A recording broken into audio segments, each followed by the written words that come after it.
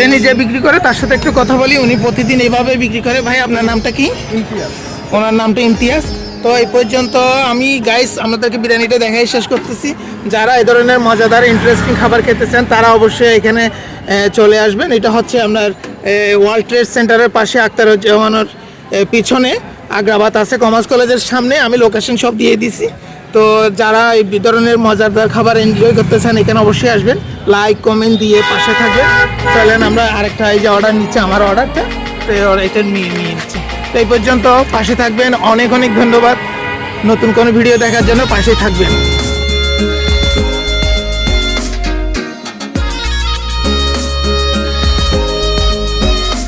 একটু দেখাই।